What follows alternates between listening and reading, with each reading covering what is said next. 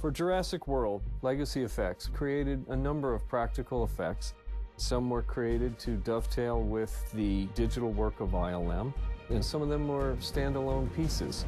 One of our favorites that we did, which went straight from the shop to the screen, was the dying Apatosaurus.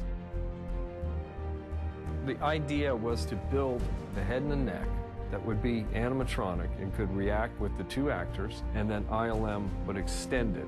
We wanted to make you feel for this character, and so that became our challenge.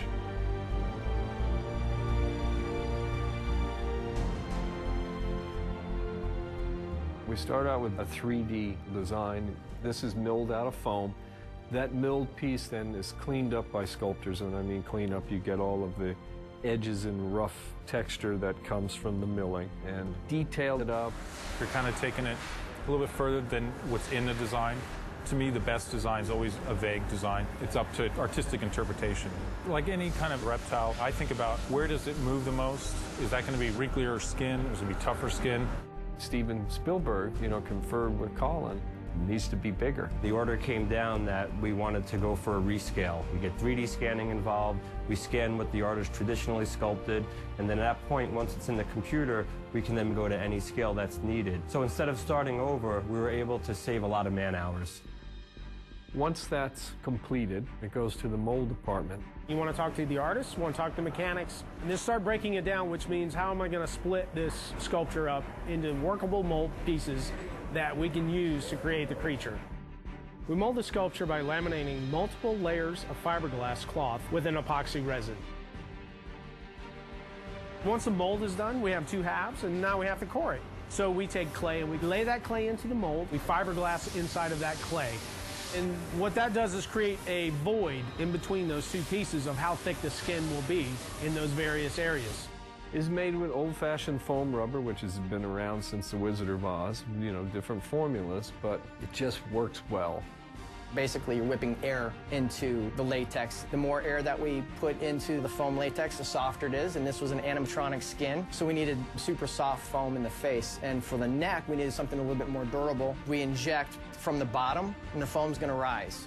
We put bleeder holes every couple feet so we can see where we're at as far as material goes. Let that gel, move it to the big oven, cook it for 12 hours overnight, and the next morning we have a dinosaur.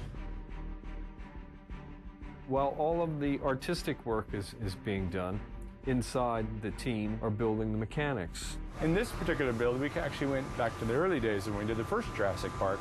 We went with a cable system instead of hydraulics, and had to counterweight it with springs.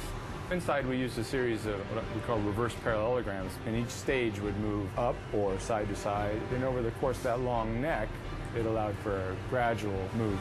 We recreated the core of the neck sculpture in foam, cleaned out the center of it so that the mechanics could be within that. Then we covered that portion in spandex so that it would slide on the foam latex skin.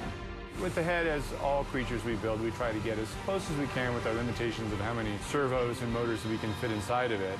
And I've asked for this thing to do the world, all kinds of muscles moving. Just throwing everything that we have. You're getting blinks and eye movement. It can snort and actually blows air. We had a series of 3 bladders going through the throat to replicate kind of a swallowing mechanism.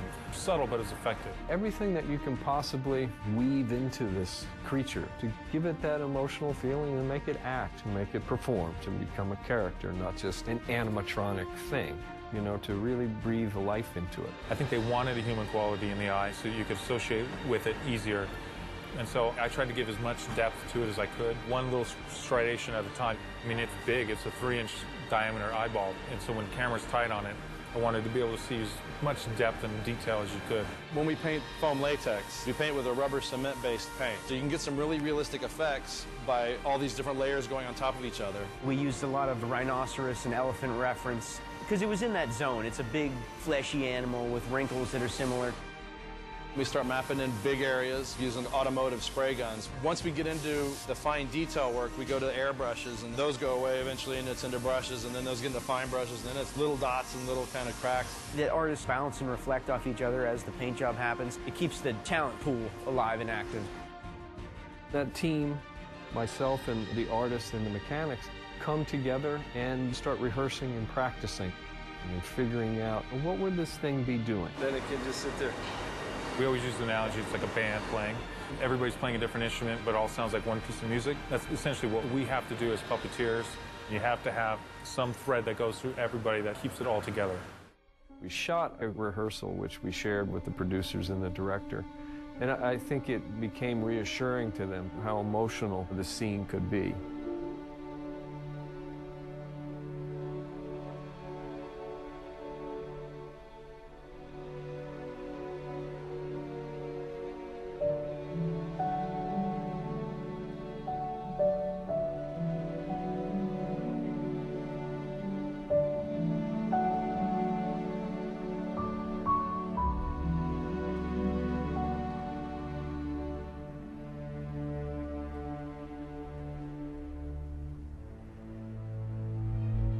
We had to be able to react to any kind of emotion or any kind of thing the director asked for.